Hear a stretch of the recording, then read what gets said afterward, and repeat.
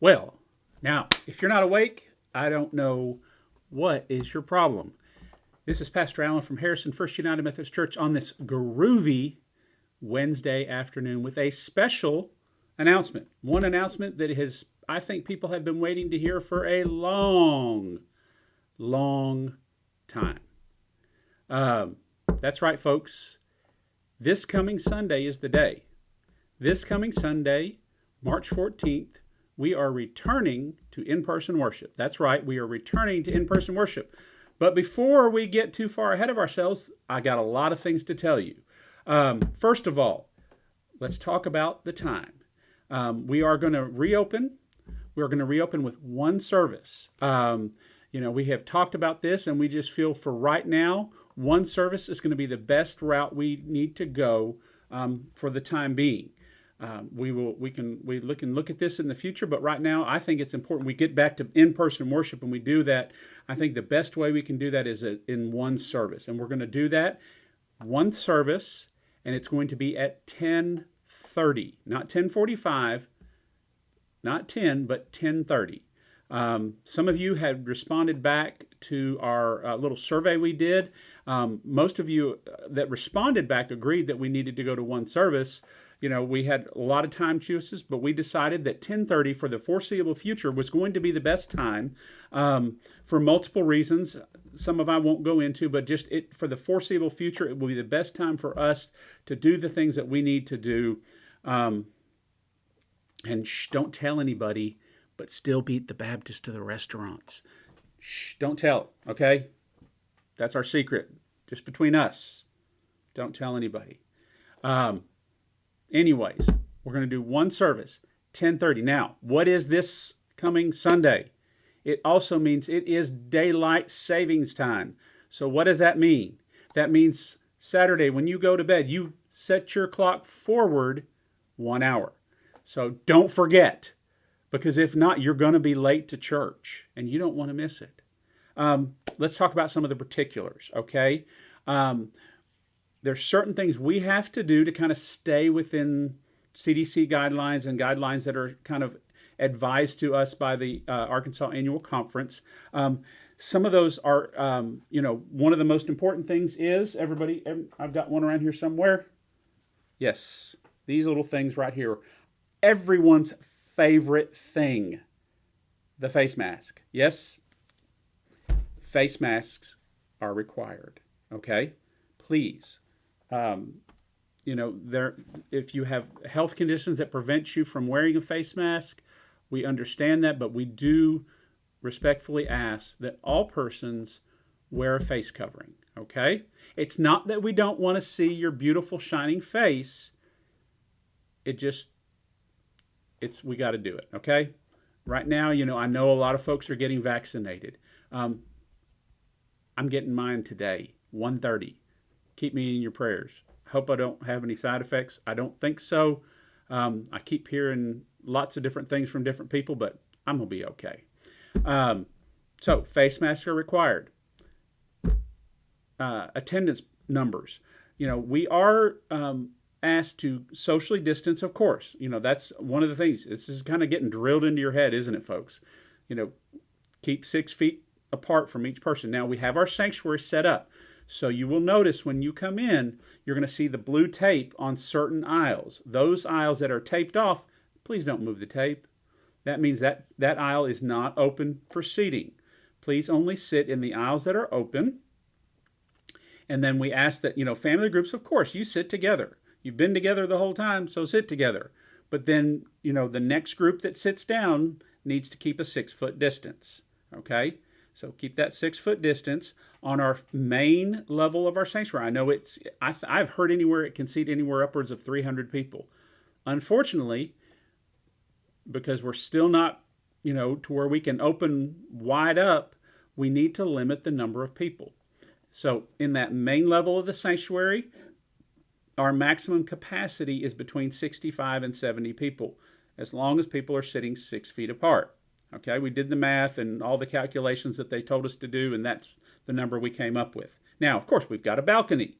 We can seat probably 15 to 20 people up in the balcony. Now, I know not everybody can climb those stairs, so here's what I'm going to ask you. Okay, for those that are going to come this Sunday, for those that are physically able to climb the stairs to the balcony, go ahead and sit up there. Leave that lower level for our other members that aren't as able to climb the stairs. We'll just leave it at that. So, face masks.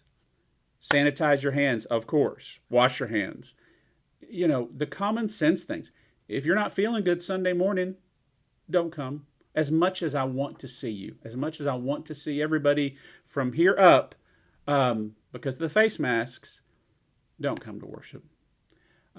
Especially, if you think you've been exposed, don't come. But if you've been vaccinated and you feel fully comfortable coming to worship, please, come on, people. Let's get back to worshiping God together as the body of Christ. We're also going to ask that people limit which doors they use. Now, the reason for this is because this will help us kind of keep track of people, how many people we've got coming in the doors, and it also helps us reduce what we have to sanitize after the service.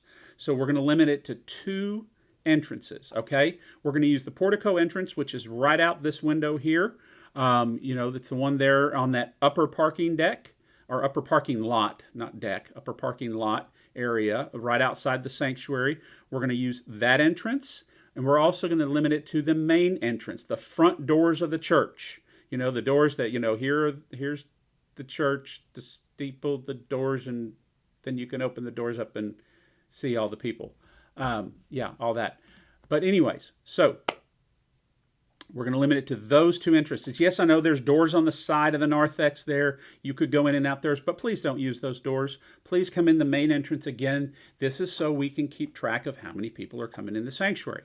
Now, if we have this beautiful problem that we have more than our maximum seating capacity, or if you show up late and you don't see a place to sit, we are going to have other seating available in the Family Life Center. Now, don't worry, you think, well, I'm going to be sitting down there and I'm not going to see anything. Oh, yes, you are. We're going to have the TV set up on the big screens, and we're going to have the service that's in the main sanctuary live streamed for overflow purposes down in the Family Life Center. Maybe you want to come to church, but maybe you're just not comfortable sitting around people yet. Hey, that's okay. But you want to be here. That's more important. Feel free to sit down there. It's going to be on. We'll have somebody down in the sound booth down there that'll set the live stream up, and we'll get it rolling. So remember, we're going to use 2 entrances only, the 2 main doors on the front of the church, and the portico. No other doors. Please utilize those doors. I know there's a chance of rain, so if this upper parking lot is full and you have to park down in the lot, you're going to bring a raincoat, bring your umbrella. You're not going to melt. Don't worry. What else? That's the main part. I'm looking forward to this. I have, honestly, as a pastor, I've been doing this now for 14 years, I think it is, going on 14 years. I've never been more ready to see people in the church than I am right now, especially being in a new place.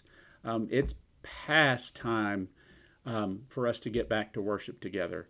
And for me to get to start to meet you guys. Now remember, I know everyone's going to want to meet me. Yes, I understand that. I'm just such a likable guy. Kidding, yeah. Anyways, actually I am, but anyway, that's beyond the point. Know that for right now, I'm going to stand up. I'm going to stay up in the chancel area. I'm not going to come down to the floor. This is my protection and your protection. No, I have not been exposed or anything like that. But again, social distance guidelines.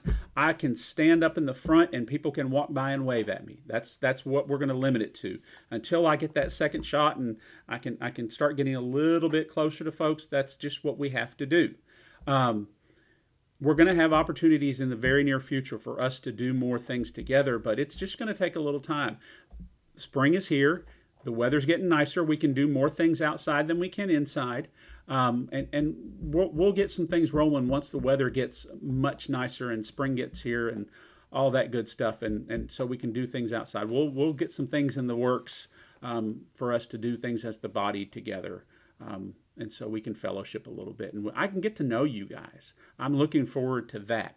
This Sunday, we're going to continue on our series entitled Listen to Him. Remember, central focus of the series is we're focusing really all on the Gospel of Luke during this time, but it's out of the Transfiguration story. Jesus is up on the mountain with Peter, James, and John, cloud over the mountain. Elijah and Moses appear, and then the voice from heaven. This is my beloved Son, with whom I'm well pleased. And then the command from God to do what? Listen to Him. Listen to Him. And today, this Sunday, the word we're going to be listening to, and I think this is talking about God ordained maybe, but the word for this Sunday is welcome. How fitting is that? Welcome. Welcome back to church. So we're going to be in Luke chapter 15. We're going to look at a story that many of you probably already know by heart because you've heard countless sermons preached on it. The story of the prodigal son. My hope is that you hear it in a little bit different light, that you hear some different things calling to you, that God is speaking to you, and you're able to hear Him speak to you through this story as you listen to Him. So we're going to be in Luke chapter 15 with that theme of welcome. How fitting is that, folks? I can't wait to see you all from here up. Why? Because everybody's going to do what? Get this thing untangled. Wear your mask. Now, I will have my mask off because I will be more than 6 feet away from people. So you'll be able to see my face, but I won't be able to see yours. I'll just see from here up. Unless you have one of them cool little clear things, and then I could see your face. But remember, 10:30 a.m. What else are you going to do on Saturday night before church besides get your clothes out and make sure you look all nice and pretty? Even the guys, you can look pretty too. You're going to set your clocks ahead 1 hour.